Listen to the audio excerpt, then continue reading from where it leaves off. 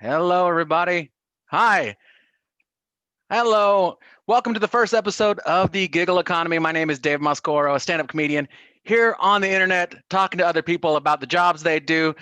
If you were to pitch this really quick, I would say the basic pitch of this podcast is how the funny get their money. That's the way we do things here. I am very happy to be joined by my first guest on my first episode, all the way from Portland, Oregon, Mr. Richie Stratton. How are you, Richie? I'm doing very well, sir. It's good to see you again. Good to see you. I'm so happy. Thank you. We were doing it. We were talking in the pre-interview. I like your background right there. We're recording in October, and I like all your horror movie things. Everyone should This go is year follow round. Richie. Yeah, Yeah, this is year round for me, but yeah, there you go. There's a little bit of everything there. Got Train to Busan, got The Loved Ones, got yeah. a signed Jack Nicholson picture from The Shining. Very So cool. yeah, Well, this is a fun time to talk to you then, because I was like, this is the reason I like. Not only is Richie a wonderful person, he's also a very funny comedian. He a former talk show host. I mean, one of the first thing when I lived in Portland, I was a member of his writing staff on his talk show. Very cool talk show host. But also, Richie makes horror movies. not this year, but every year before that. For about 8 years, 7 years, 8 years, 8 years been making horror shorts for the Guignol Fest, Yeah, which is in Portland 72-hour horror film fest. It's like the 48-hour film fest, but specifically horror, and you get an extra day. nice. Well, this year no one's doing anything, so we're all Yeah, we're no. all just kind of just in our house. I'm getting so pale being in my house so much. I went to go vote, and the person at the voting booth was like, "Oh, Mascoro, is that Italian?" I'm like, "Oh my god, I have lost every bit of melanin." Wow. Yeah, and I got called Italian. Impressive. Yeah, no, I am officially now an essential worker. So I've been out in it, and a lot of the time I'm in the day. So yeah, I've managed to maintain a sunny complexion. Ah, good. So Yeah. we'll get into everything that you going to. The way this is going to work, we're going to talk about basically a timeline of the work that you've done in your life. I've worked for most of my life. I think I've worked since I was probably, if I was to be honest, I worked with my parents at their restaurant. I think since I was 12, 13. So like, Wow. but basically my whole, I mean, I wasn't paid very well. I mean, they're like, I was paid in food and hugs and bedtime stories, but Sure. Well, then I was a landscaper because I had to mow the lawn at that exact point. Yeah. exactly. So we're gonna talk about a couple of things. We're gonna talk about some of the way this show works. We're gonna talk about three areas of certain things that might have shaped the way we look at life, maybe these jobs that are very important. I've talked to Richie before the show started and let him know that we're going to do these three tiers. So if anything else comes up, that'd be great. I mean, I'm sure as a man of your many talents, you've worked in many different fields. So I'm happy to see where this goes. But the first area that we're going to talk about is jobs pre-comedy. What really comes to your mind pre-comedy that really like in your head is something that you're like, that's the one that I really think about if you think about your first big pre-comedy job. Oh God, my first pre-comedy job. Well, the first one out of high school was locksmithing. I was a locksmith. Um, but before that, when I was in high school, I sold Beanie Babies and Pokemon cards at a kiosk in Vancouver Mall. That was like one of my. Before I'd had a paper route before that, but I didn't like that very much, and I quit. But then right after that, I got a job at this one kiosk, and we were selling bungee balls, and basically it's a racket ball, and they drill a hole through it, and then they put a bungee cord to it, and put a Velcro strap around your wrist, and you just throw them, and they come back to you. Throw them, and you can. And my job was to throw bungee balls and then catch them and just make it look real enticing. Like, damn, I'm having a lot of fun with these bungee balls. And then people would buy them. Kind of But like more often than not, I was just like catching people. People like young kids would steal them for fun because I don't know because it was an easy booth to steal from. So a lot of my job after a while was after I saw someone steal one is to follow them, and then as soon as I saw security go, they stole, and that was and somehow I was so good at that that they transferred me over to another kiosk, and that's where I sold Beanie Babies and Pokemon and Magic the Gathering cards. Wow. You were kind of like a novelty toy carny. I was at the time at the Vancouver Washington Mall. It was very carny like. What was your age during that time? How old were you when you were? I was 16.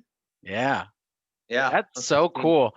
So I remember like I don't know, we're that from that generation that where like the mall means a whole lot to me Yeah. and my childhood. That's like my whole I still see a food court. Like if I like those food courts, like when you go up an escalator and then a food court just magically appears, that's brilliant to me. I love the jobs that you did. When I first moved to Austin, I didn't know anybody, so I had to get a job, and I had to get a job. I interviewed, embarrassingly, and I did not get this job. I interviewed to sell Hillshire Farm sausage, and you You give were out like, samples. you're not Hillshire Farms material. I don't know why I didn't get it. I'm not sure if they're like, I don't know if this guy. I think if anything, if one thing I've learned about myself, David Moscoro can sell sausage, or maybe not. I don't know. That please don't make that. Please, internet, please don't make. That's the meme right Yeah. there. So, but that's I've I always was loved the doing mall, and like you were so like. I want to go back to this before we get to on me. This is a focus on you.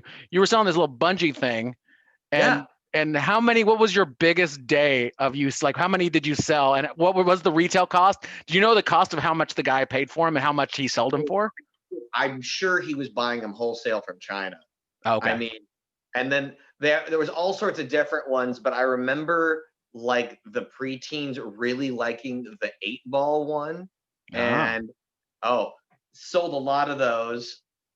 But yeah, God, there was this one lady, and she'd write down the total of everything she sold that day, and I never did that, and I don't sell her because I wasn't really there to sell. I was there to have fun and do cool things with the bungee ball because screw it, this is why I'm here. And so yeah, I'm throwing it and then punching it, and like I'm doing all these things trying to create fun ways to play with the bungee ball, because I was gonna go pro. I was gonna go bungee ball pro.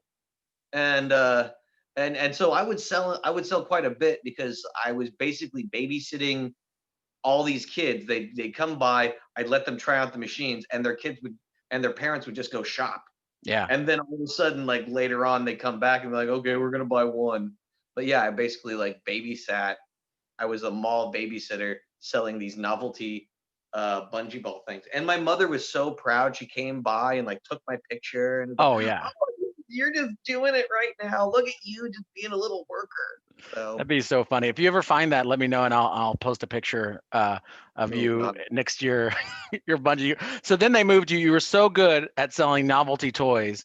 They send you to oversend Beanie Babies and Pokemon, and only one of these things I think is popular in 2020.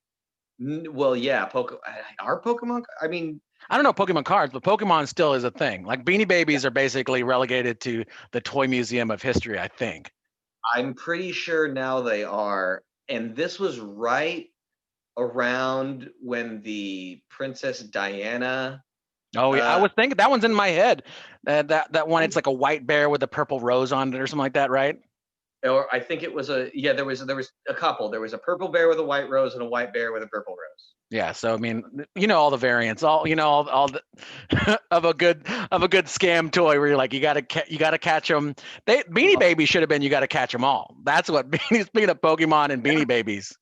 Oh, it was ridiculous, and it wasn't children that liked them. It was housewives, and they were just on it, and they're like, they'd come and just look at the display case like, someday I'm gonna get that manatee, and it was a really big deal to them. How much how much the manatee was selling for? Because if people that don't know what Beanie Babies are, Google Beanie Babies. There are these little stuffed plushy toys full of, I guess, some kind of bean-like substance, pinto beans or maybe styrofoam beans. Yeah, beanbag toys. And they sold, not all of them were the same price. Some of them were very hard to find. So some of them would sell, like the Princess Diana one would sell for like $500 or whatever it is, and some of them the manatee. I don't know what I'm not of it, but what do you remember? What some of these people paid for some of these things? Ooh, it was ridiculous. I can't remember. Okay, well, the one thing I do remember is there was a $70 Charizard Pokemon card that was like right in front, like all the expensive cards were right in front of me. And I remember looking at that Charizard card and going, who's spending $70 to buy a piece of paper? Meanwhile, I played Dungeons and no, I did play Dungeons and Dragons, but I played a Magic the Gathering back in the day, and I'm sure I was spending like $40 for a single card. Like, oh, this will make me win, you know? Oh, I know disposable that. income. How I miss you. Oh, it was so fun. Yeah. It was, another job. I totally forgot about this, but the first job, uh, I was a telemarketer I went in, I was hanging out with my friends. We were partying, and I was hungover, and I was a teen. But it was a summer job. Um, and yeah, I went in, and we just did this group interview, and this dude hired me and another guy in this group interview, and none of my friends got hired. And I sold cell phones. I sold cell phones telemarketing. That was a really big job because it was the first time I think I got paid like I want to say like 750 an hour. So I was like really raking it in, and I had I had no overhead. I was staying I was living with my mom. She was just happy I had a job, and it was it was like one of my first summer jobs was selling So cell phones, and so I that's how sold my soul to sell those cell phones. you sold. Yeah. Oh yeah, I remember I was just doing anything to just get those numbers up and doing things like I remember there was someone saying that they needed a phone with really good service because she has a heart condition, and if she's traveling, it needs to have a really good it needs to have a really good map of the area or coverage. It has to have really good coverage. Yeah. And I was looking at the map of the area, and I'm like, this has really bad coverage, but I'm like, oh yeah, no, it's good. It's good. So I might have murdered a lady just I think in this day and age you have to say allegedly or like allegedly. we don't want anything bad to happen to you, like we don't want any cold case to open up or anything for you. That would be impressive. I wonder if there's a statute of limitations on that. Maybe I should look that up. But anyway, yeah, I remember doing a lot of selling cell phones, which led to the bungee ball and beanie baby racket. And then after that, gosh, what happened? And I went into locksmithing. Yeah. And then after locksmithing, because I got pulled over and I got my license suspended, and then I went and I started selling, which we're just gonna breeze over that. I just imagine a whole trunk full of like just a bootleg beanie babies that you're trying to sell. That's what I'm when you say like let's just glaze over that. I just imagine just a bunch of Pokemon cards with like that you're just trying to. It was nothing that cool. I wish I was like having this like great underground beanie baby like cartel kind of thing. Like I'm selling bootleg beanie babies. No, what was I doing? Okay, so I was on a date. I remember this. I was on a date. I was still in high school. And there was another car, and they were also on a date, and we were kind of doing a double date thing. And then they had a couple friends in the back of their car. Anyway, so they pulled up, and the light turned. We were at a light, and it turned green. And as they're turning, their wheels spun out, and I guess mine did too, or whatever. But the cop was right behind us, and he's like, "Oh, they're drag racing," and they pull us over. And apparently, my license was like I had like a outstanding speeding ticket I didn't know about, and they like full on put me in handcuffs in front of my date, like Holy put my moly. head against the hood of the car and handcuffed me, and it was like, yeah, you're going to jail for the night, buddy. And I'm like, I had no what? Okay, and then yeah. So that was the end of that date. Do you know the make of the car? Because I'm really curious about what make he thinks a drag car was happening in and was this in Washington still, right? This was in Vancouver, Washington. Yeah, this was a 1984 Skylark. Yeah, watch out. Those are Yeah, speed demons. dangerous cars. I think it. I think if you went past 100, it just the oh, what is it? The odometer just kind of dips and just kind of flips around Yeah. like it's doing nothing. And then if you get back to under 100, it'll like, whoop, oh, okay, now we're going. It's like a weird test your might. It's like the little hammer thing, but of a crappy car. But that's crazy. Do you remember? Okay, you said you were on a date, so you were selling, and you sold cell phones, and you sold Beanie Babies and Pokemon cards and novelty toys. Did Yeah, you and were then I was a like? Do you remember that? at that point, I was a locksmith, and I was like, Okay. I made it. I have a career. This is what I'm gonna do now. Do you remember You the know, first thing from any one of those jobs that you bought as soon as you got that first paycheck? You were still 16, so I imagine, were you still living at home or were you? yeah, I was still. I moved out when I was 16, Oh, and so then moved. it was right on the edge. This was a job to help you out. Because I remember, like, like I said, I worked with my parents. I did stuff that was just supplemental. Like, it was just like disposable income. You're like, any money that, oh, 50, remember, like 50, I earned $50. This $50 is mine. I can do whatever I want with it. And I'm going to buy, that kind of thing. So what was the first thing you bought with some of the money that you got from any of these jobs? Um, gosh. Well, I mean, you can go back further before that because, god damn, I had a lot of different jobs. Like when I turned 13, my mom took away my allowance and she bought me a lawnmower.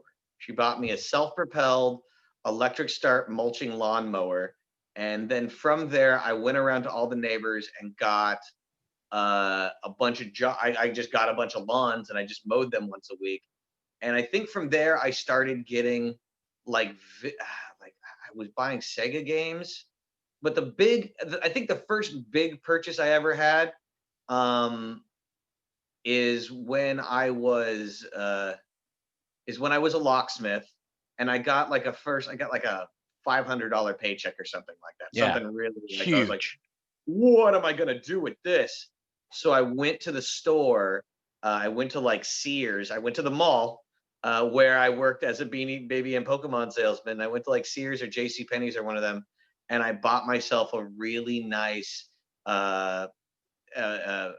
watch that didn't need a battery. That was the big thing. As you moved, it charged the watch, and I remember Like some having kind of that thing. kinetic motor inside of it. The kinetic motor watch, and I bought that, and that was the first. And I still have it's broken.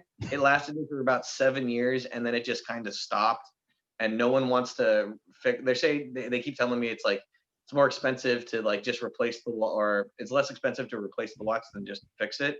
Yeah. But I don't know. But yeah, I still have it. It's this shitty old kinetic watch from Relic, and that was like the first big like you made it purchase I've ever. I'm gonna say right now, if anyone's watching this online and they know if they have one that's functioning, send it to me. I'll put the address on the I'll put like a PO box at the bottom, and I'll send it to Richie, and Richie can have that gift of that, because it seems like you really missed that watch. 7 years is a long time to have a really specific watch to have on you. It was very weird, and like I remember with a remaining amount of money, I went and bought a leather wristband for it. So I took off the really nice metal wristband that was on it that was actually, now I would be like, oh man, I look so adult with that. And I put on I went to a fetish store and I like bought like just a thick leather band, and I had that until the leather just wore down to nothing.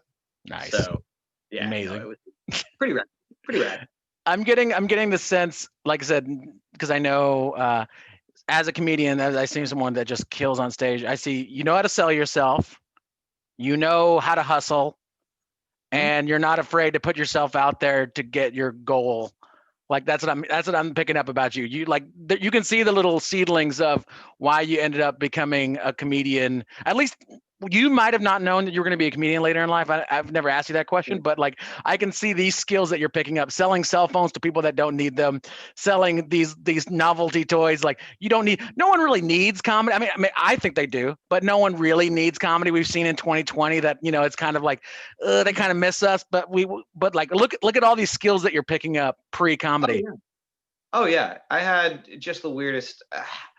I've had a collection of jobs. It's just kind of crazy when you really break it down how many just weird ass jobs I've had because I keep forgetting. And I'm like, oh yeah, before I did that, I did that. Oh yeah, before I did that, I did that. But yeah, right after, but then right after Hollywood Video, and I worked at Hollywood Video for a while, and that's where I gained a lot of my like pop culture knowledge because I just like every day 3 videos, rented them, watched them, returned them, boom, boom, boom, free movies. I'm watching everything.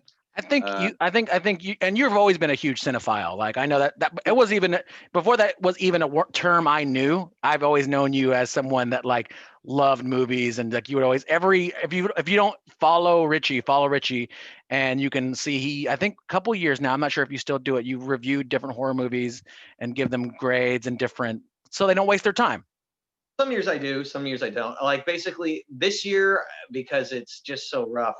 The whole concept is every October I watch one horror film a day, every day of October, and I think, and it was at least one because one year I did like 89 horror films in a month. Everyone says that, but I was like, oh, was having a lot of fun. In a month, that's 89. It's like almost like so close to 90. That's like, what is that? Basically 3 a day or something?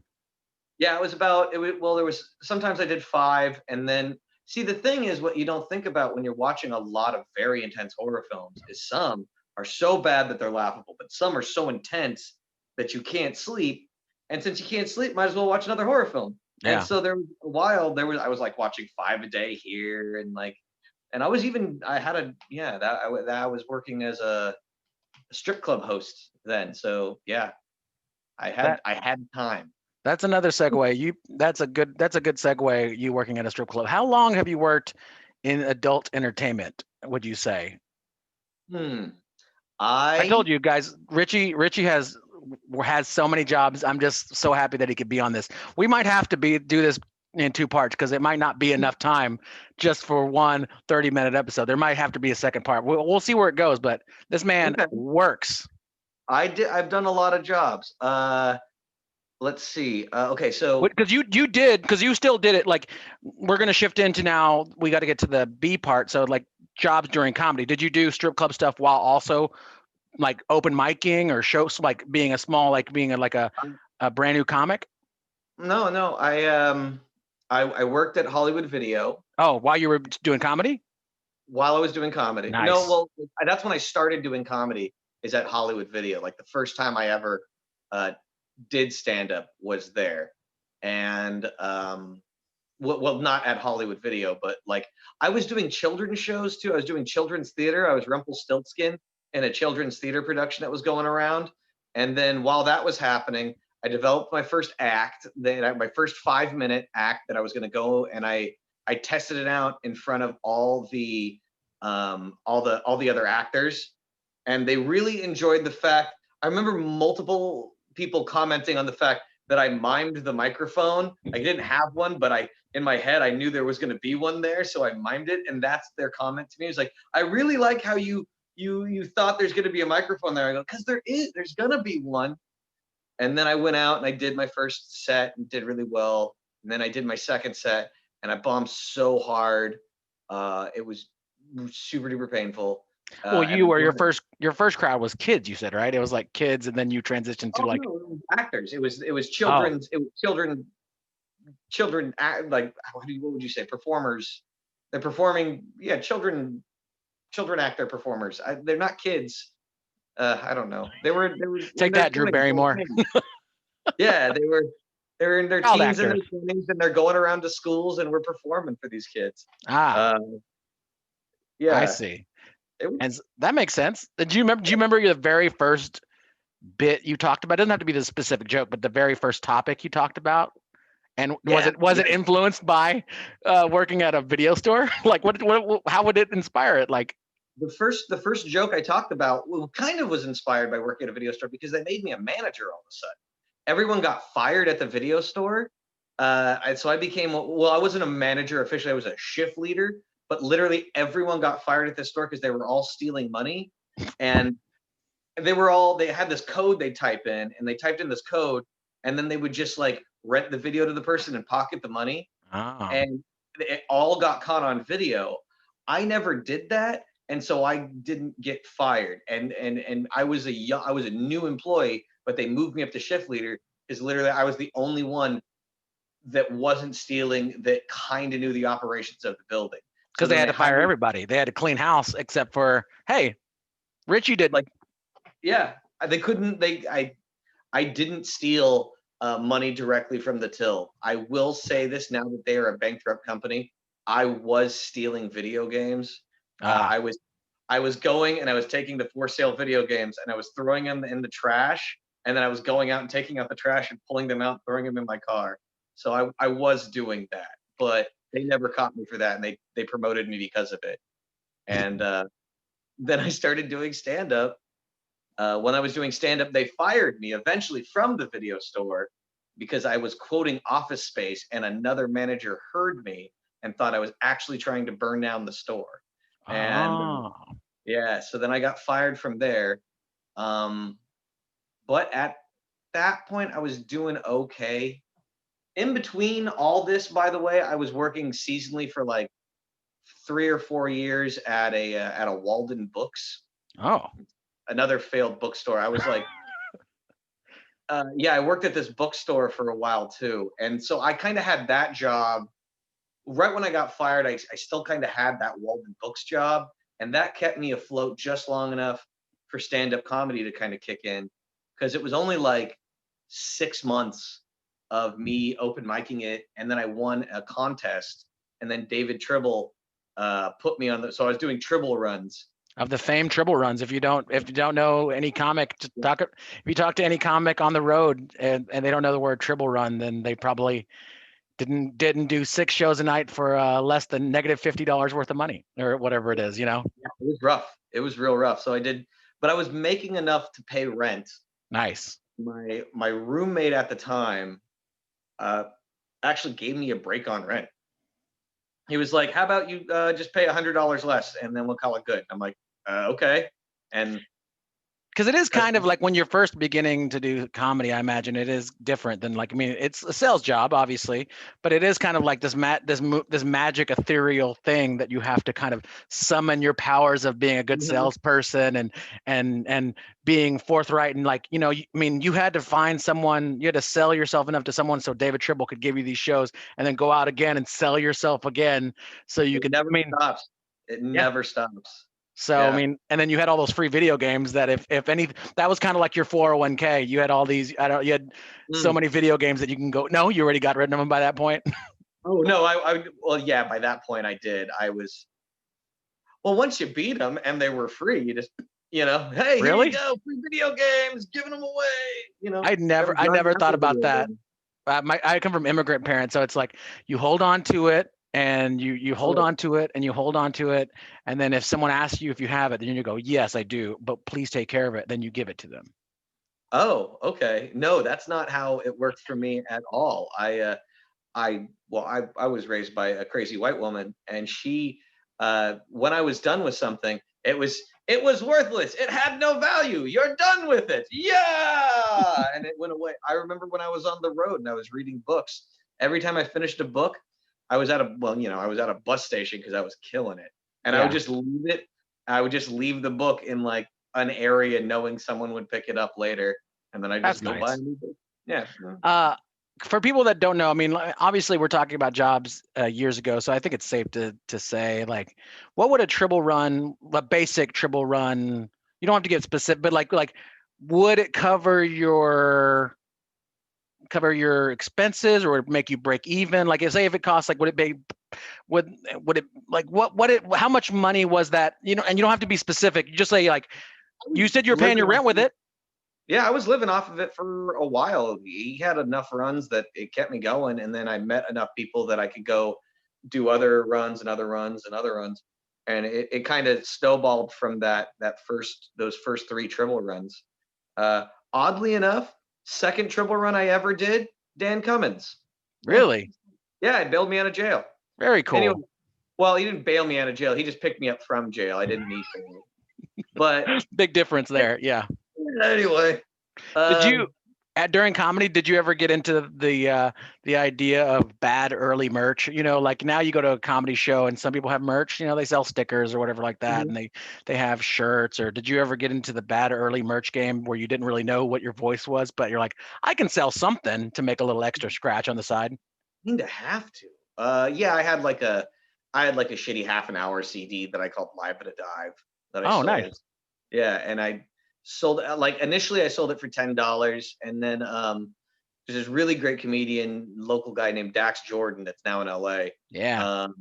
And he took this from Radiohead, and I saw him do it on stage, and I was like, I really like that. But basically, after a while, I just started selling my CD for whatever you feel it's worth.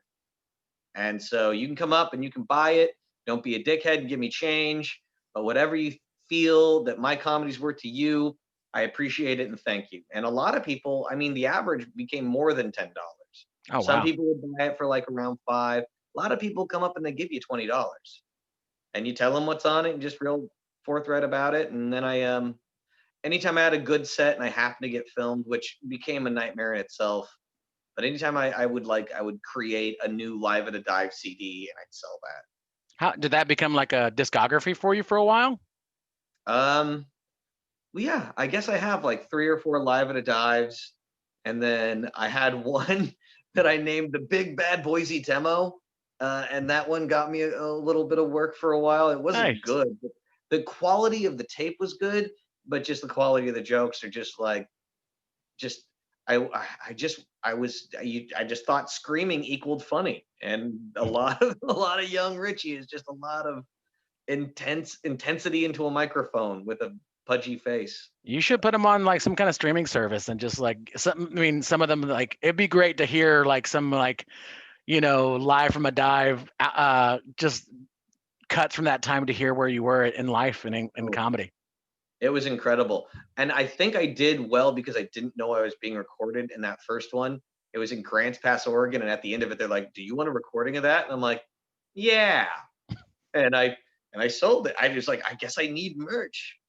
I also sold a shirt for a while that said "No dogs allowed" and arrow pointing down.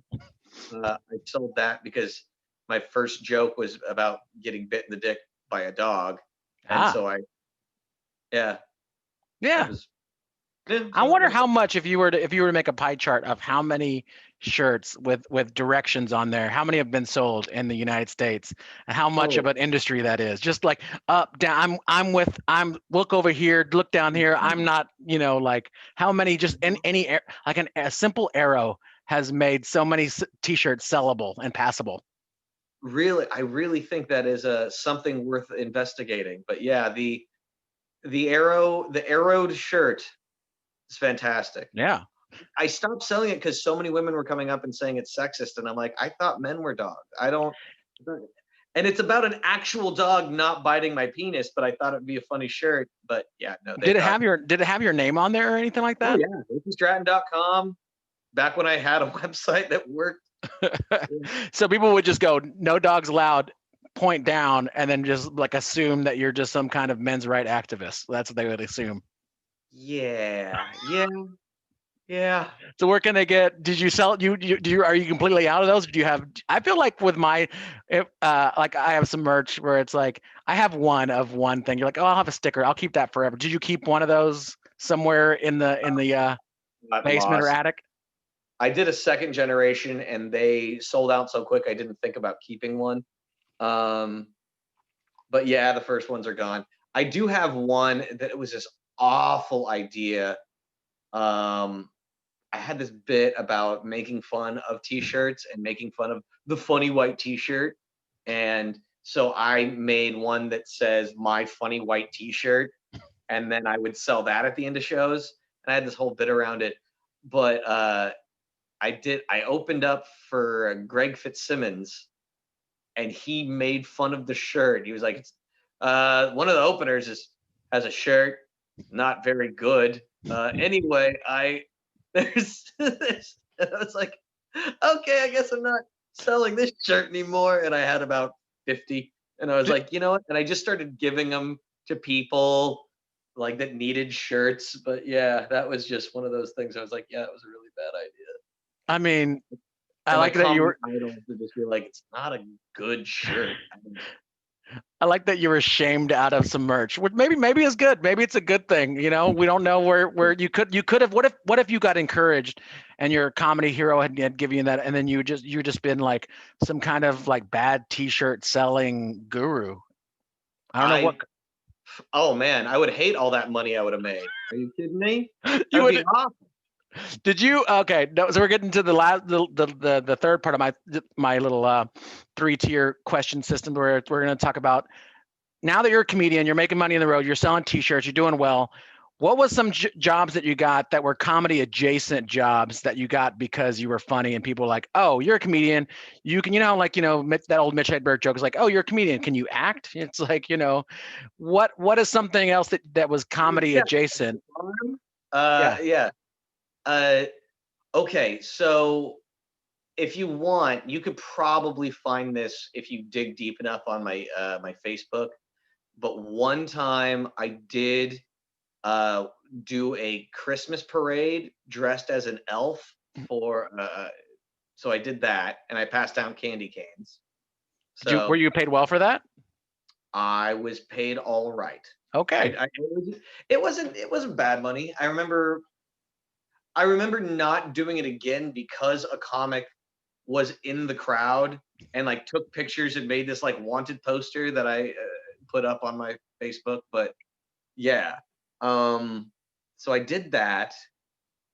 I mean, I like, I like that you get shamed out of jobs. Like, that's how many jobs you've had. Some people are like, well, I'm not going to do that again. Someone saw me handing out it's not like you were handing out, and I'm not trying to be like, you weren't handing out anything crass. You were just handing out a candy cane. It's just so funny. You're like, well, I I'm was not. dressed like an elf. I had little elf ears. I had the pointed shoes and the hat and the ridges on the jug head ridges on the hat with the it, it was fine and whatever. The real reason I didn't do it is because there was this guy that for some reason narrowed in on me and it said you need to know the real origins of Christmas. To just this guy dressed as an elf handing out candy canes to children. And I remember it, and he was so aggressive about it, like that It that is I an don't aggressive know if holiday. I don't know if you know that. I'm glad he's. I'm gonna let you know it's the birth of something so beautiful. I need to just like it was be very crazy. aggressive about the birth of a holiday.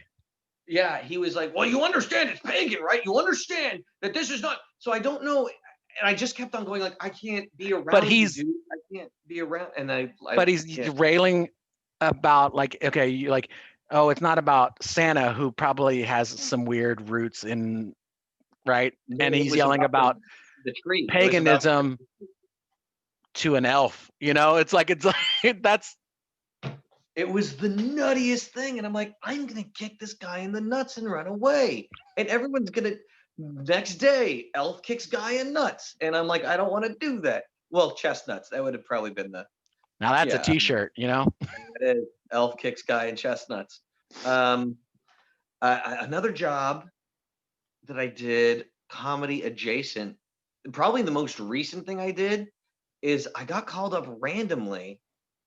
I mean, the most obvious ones is that I worked as a cabaret host for Sinferno for a bunch of years. And the talk show host, we'll get into that too, because we mentioned that at the beginning of the show. We were a talk show host, so we'll get. But tell me about this one. I'm excited. Oh, which one? You said the one you're like, was it the cabaret? How did that initially start? Dax Jordan. Dax Jordan recommended me. He was doing it. He said, "Hey man, I think this guy's going to be good for it," because I was working for a cabaret that I was so burnt out from touring. I came home and I was like, I'm going to take a little bit of time off, and find something local because at that point I was on the road. I thought I was going to be on the road for like 2 weeks, and I ended up being on the road for like 9 months or something like that. Oh, brutal. I Not was not like, sleeping in your own bed for 9 months. That's insane. it was weird. And it was like, and there was these breaks. So sometimes I'm staying on friends' couches in like Indiana and stuff. And I was like, I don't want to do this again. I'm gonna try to figure out like a home base and make sure Portland is my home base. Go out, come back, go out, come back. Because I And couldn't what's just live on the road at that intensity because I was going to die. Yeah. And is there a difference between a strip club and a cabaret? Is a cabaret Yeah, what is the yeah. difference there? Well, you don't show the downstairs area. Ah. Yeah, and there's not always a pole. Sometimes there's feather fans. You are, by But the way, let's not let this moment pass too. If you ever get to see, when everything opened back up, if you ever get to see Richie in a cabaret, very good on the pole. And I know that sounds very strange out of context, but watching him host a cabaret show, very good on the pole in between acts. And we'll talk about, because I've seen you do it. But tell yeah, me a little bit more about, so how Dax Jordan one got of you the this things in my job. garage. What's up? Well, I didn't mean to cut you off, but Dax Jordan got you this job. You'd be very good at it. Why did he think you'd be very good at it? Can you tell us a little bit what that would entail, the job entailed? It's just being a very intense human is what it is. It's just making sure everyone's paying attention. You also got to be not weirded out by a lot of like, you know, like sexual stuff. Yeah. You can't be uncomfortable around pretty girls. Um, and at that point, yeah, I was very excited by the whole concept of pretty girls. So I was like, oh, okay, whatever. It sounds like a fun job if you're not a squeamish person, and you Yeah, would be like would this just be like in between acts? You would just go and, hey, everybody, make sure I mean, I know yeah. you talked about it in your act. It's just so funny to me that they're, The ladies don't. Well, at the cabaret, you didn't have to say don't touch them because I guess it was just a thing. But basically, you bring up the next act, you bring up the thing they're doing next. You always end on their name. It just became hosting. It was really cool, and I saw a lot of really cool acts. And then after that, it led to the same guy who owned the same guy who runs the cabaret over there, the Sinferno. He was like, hey, we're opening up a strip club. You want to be the host there? And at this point, I'm like, I'm making so much money. And so I was like, yeah, I'll do that. And so I started hosting a strip at a strip club. So then and that led to me also hosting an aerial night where it was specifically aerial artists doing stuff. And then I was doing all these shows, and then I was recommended to host a drag show. So then I started hosting a drag show, and that was as I started like realizing I had spread myself out way too thin, because at that point there were some Sundays where I would have a gig at Harvey's. I would run from the gig at Harvey's to CC Slaughter's, which recently closed, unfortunately, and then I'd wow. host the drag show for like half of that show, and then I'd run over to Dante's and host that show. So I'd start around 4:30, and I would do 3 shows, and by 3 o'clock I was done. And granted, I made a lot of money, but it was just insane. And I was doing that. I was hosting like what every week, Do every you, other week so would yeah. out of that busy schedule, can you remember one night in particular, like whether it was like Harvey's is the local comedy club in Portland, Oregon, Mhm. besides Helium. It's the Right, second club there. CC Slaughter's, they do drag performances there. People that don't know right. Portland. By the way, if you ever Some of want to the best go drag and queens, meet Richie and talk about the history of Portland performance in any way, I think he'd write a fabulous book one day about the history of Portland performances, like live and otherwise. It'd just be just about like what it's like to be an artist in Portland. And I think but can you remember any day that really kind of stuck out, whether it was a busy day, slow day, a day that like something like someone crazy came in, or someone unique came in, or a day that like maybe someone didn't show up for their spot or something like that? Any that sticks out? all the time. You know what was so common is that I'm guessing a lot of times people, they think that they have unlimited time, even though the show's in the middle of the performance. Like, there was so many times people go like this to me, and I'm like, how many times can I talk about the lady in the front row's amazing, fabulous shoes? Just be a good drag queen and get on the stage. It was like that all the time. They're like, we just need a little bit more time. I'm like, how much more time? They'd be like 10 minutes. I'm like, how hard is it to put on a goddamn wig? What are you doing to me? And so there was a lot of times I just had to fill with, like, it was also at the cabaret too. A lot of people, and I'm like, you're why does it take so long? You're just juggling.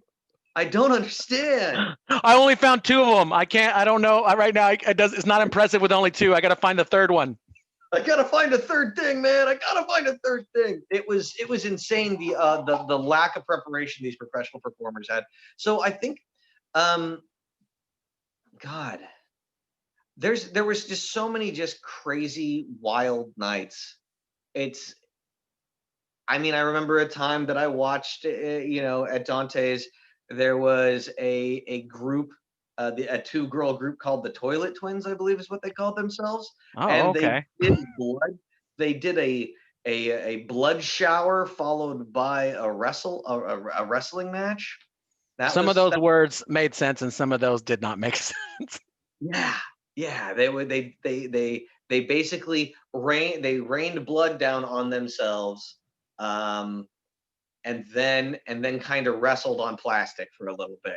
And And that they were called that the was Toilet Twins. they were called the Toilet Twins. But no other like there wasn't any kind of number. There wasn't any kind of scatological humor or anything like that. Nope, just really hot blood wrestling. Oh, very Uh, interesting. yeah, God, like the acts themselves are always unique. If you want to think about like the nights themselves, yeah, What was sometimes the they're best really. night to go?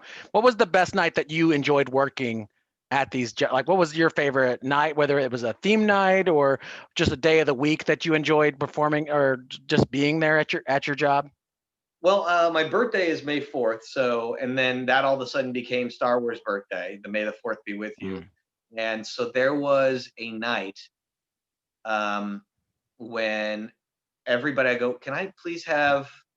I talked to the Sinferno ladies and the go-go dancers and everybody. And I'm like, can I please have a May the 4th be with you night? Because it fell, my birthday fell on May 4th, and it was that Sunday, and they did.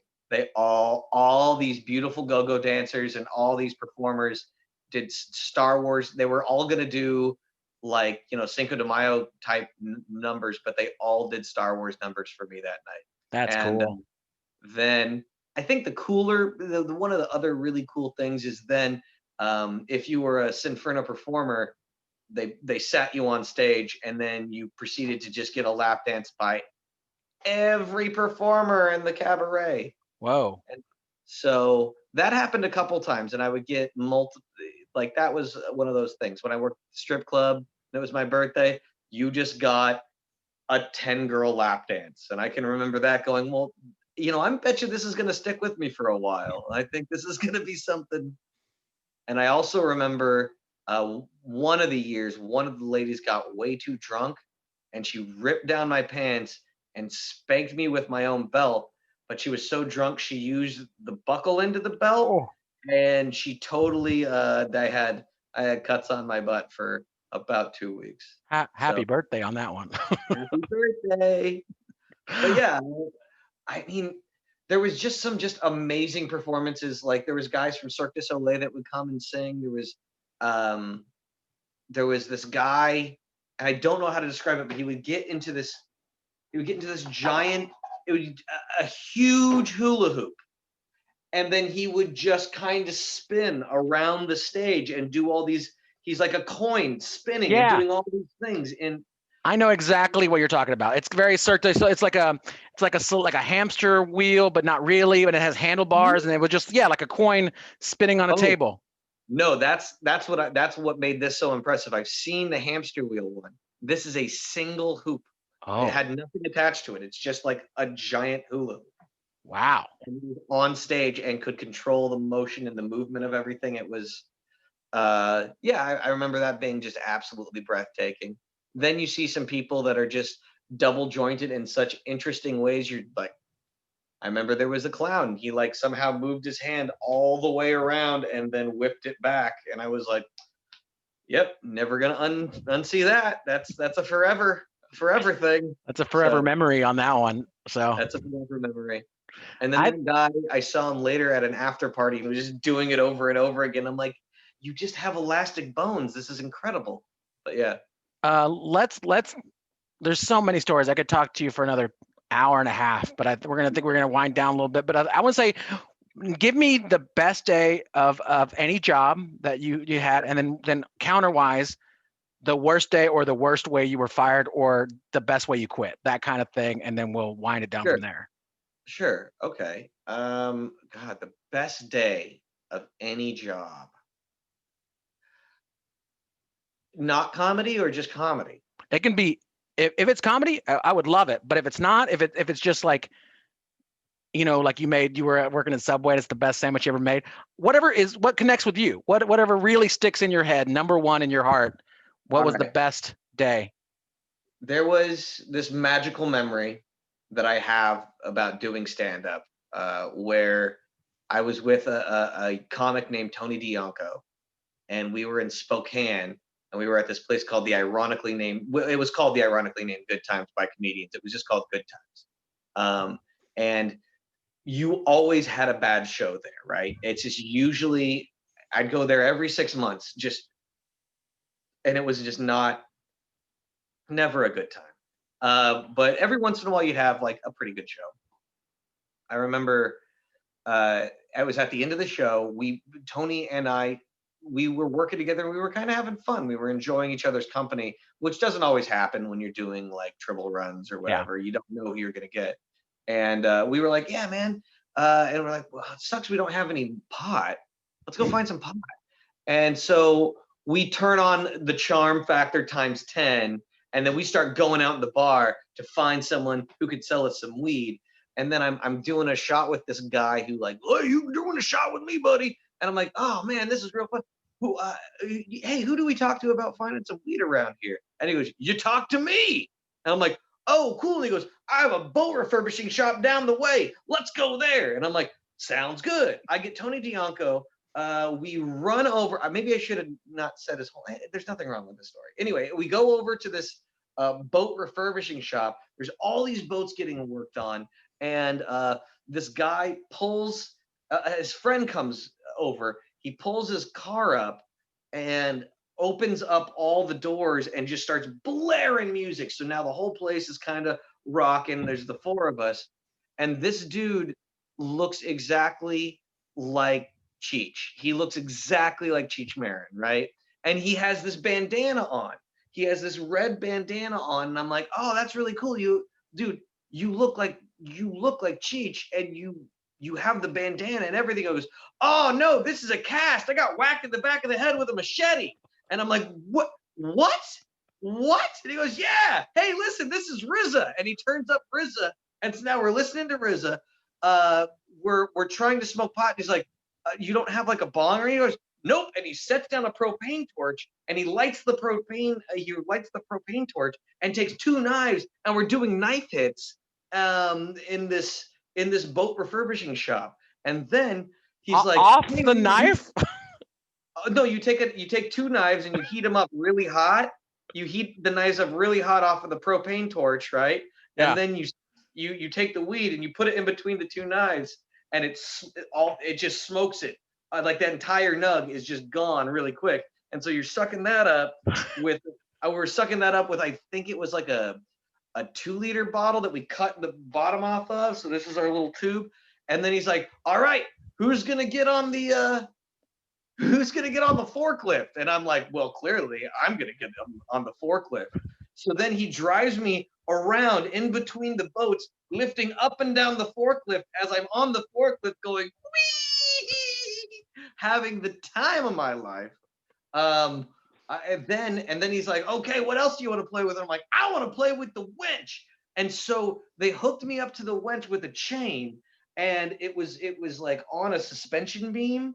And so I remember running down this giant long hallway with boats on either side of me, and then you just push up, you push like retract, and so it would raise me up as I'm sliding across. So I'm sliding across like I'm basically going up.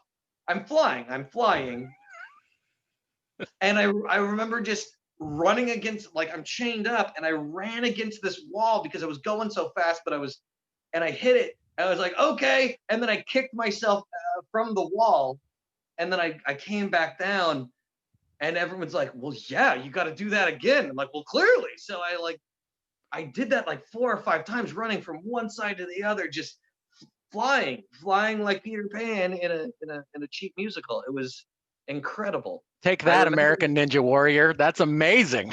It was, and then I mean, it just so happened that the boat refurbishing shop was like a couple blocks from our hotel room at the time, so we just went back to the hotel room and slept. Well, it was a comedy condo. It was a weird situation, but anyway, it was went back there and slept it up. It was the most fun, the absolute most fun. We got to go into different boats, and he showed us things, but I remember that being like, I was like, this is a very surreal experience. That was amazing. It sounds like your life was directed by Vince Gilligan. That was amazing. That was so cool. Great night. It was a great night.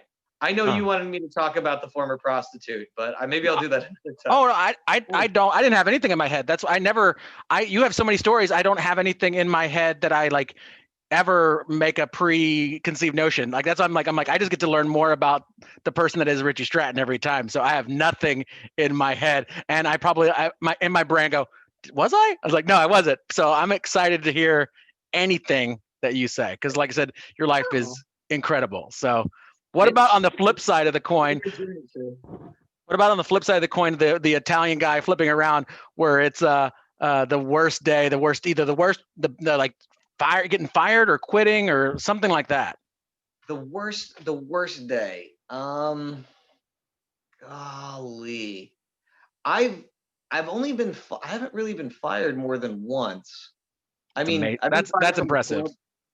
Yeah, and that was for threatening to burn down the store, but I wasn't threatening to burn down the store. I was just kind of putting away things, talking about my stapler. I was literally quoting Office Space when I got. That was the only time from the very beginning of the podcast. That's the only time you've ever been fired. That's amazing. That I can think of. Yeah, usually I leave jobs before that. Always 2 weeks notice, or is there a story that you're like, nope, not showing up today? I give a 2 weeks notice. I very rarely last that long. If I've decided to quit, I already have a job lined up and they're waiting for me. So yeah. God. Well, what about how about this? You seems like, what about the worst first day at a job? Let's flip it to that. First day, like a bad training video, or like oh man, I cannot believe I'm gonna, like, I once worked at a movie theater. Like I said, I didn't make the job at Hillshire Fire, but I ended up working at a movie theater here in Austin, and I watched the most insanely old training videos, and I'm like, and I'm getting paid a little above minimum wage. Cool. All right, let's do this. What have I got myself into? I worked at Sears.